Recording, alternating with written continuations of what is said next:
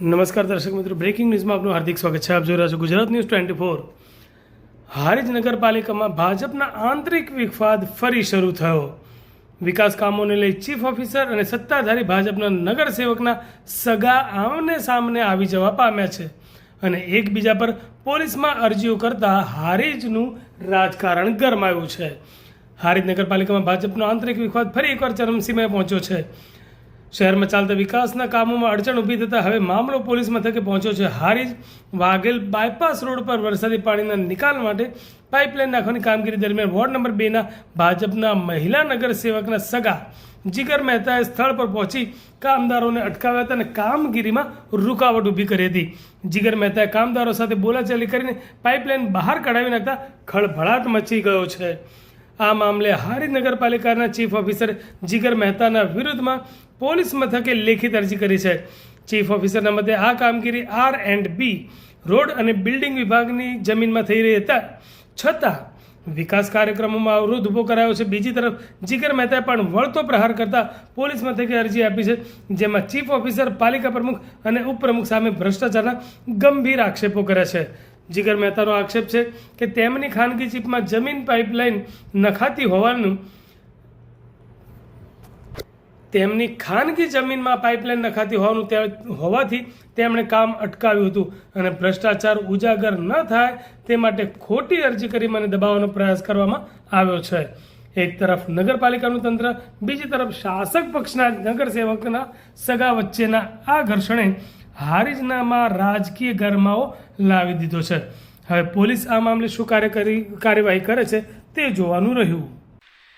હારીજ નગરપાલિકામાં વરસાદી લાઇનની પાઇપો નાખવાની કામગીરી હાલ નગરપાલિકાએ જે એજન્સીને કામ આપેલું છે તે અરહમ બિલ્ડકોન દ્વારા એ કામગીરી ચાલુમાં હતી. એ દરમિયાન 24/5 ને રવિવારના રોજ સવારના 9:30ના સમયે જ્યારે એજન્સીના માણસો જેસીબી દ્વારા ખોદકામ કરી અને પાઇપો બિછાવવાની કામગીરી કરી રહ્યા હતા ત્યારે એક કોર્પોરેટરના સગા દ્વારા જેસીબીના ડ્રાઈવરને અને મજૂરોને ધમકાવીને તમે લોકો અમારી પ્રાઇવેટ જમીનમાં કામગીરી કરો છો એવું કહીને એમણે જે 30 જેટલી પાઇપો બિછાવેલી હતી એ પરત કઢાવડાવી.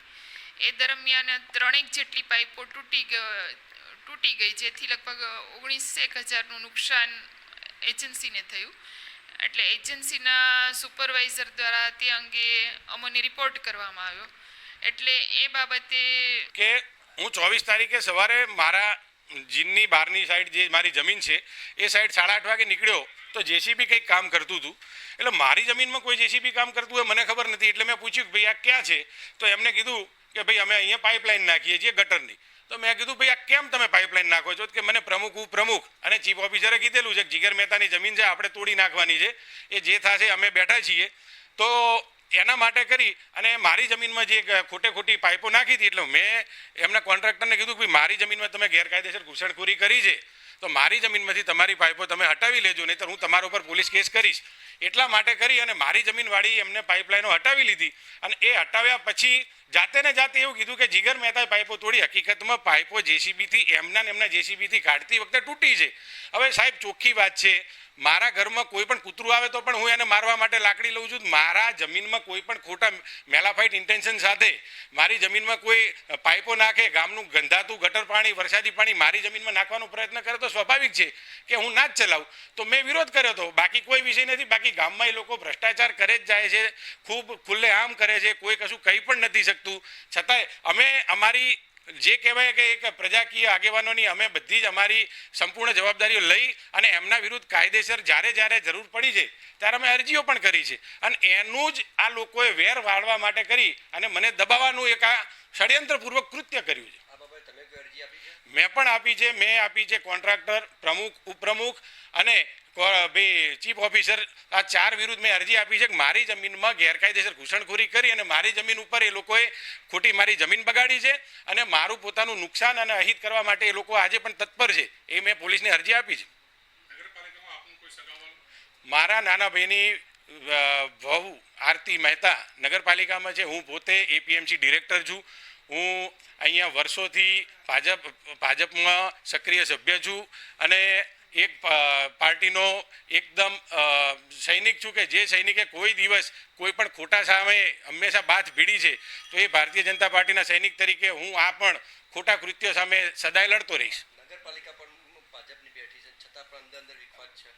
વિખવાદ અમારે નથી, વિખવાદ એમને છે. જેને પૈસા ખાવા હોય એમનો પૈસા છે, જેમને ભ્રષ્ટાચાર કરવો છે એમનો વિષય છે. અમારો કોઈ વિષય આજ સુધી છે જ નહીં. જેને ફક્ત ભ્રષ્ટાચાર જ કરવો છે એમને બધો વિખવાદ દેખાય છે. અમે તો એમની સાથે બેઠા જ છીએ, પણ હવે એમને સીધા બિલ કરી દેવા છે, 50 રૂપિયાના 1000 રૂપિયાના બિલ બનાવી અને પૈસા ગજવે કરવા છે, તો એમને દેખાય છે વિખવાદ. અમારે કોઈ વિખવાદ નથી એમનાથી. અમારે તો પાર્ટીના સૈનિકો તરીકે જે કે એમ જ છીએ અમે. કોણ ભ્રષ્ટાચાર કરે છે?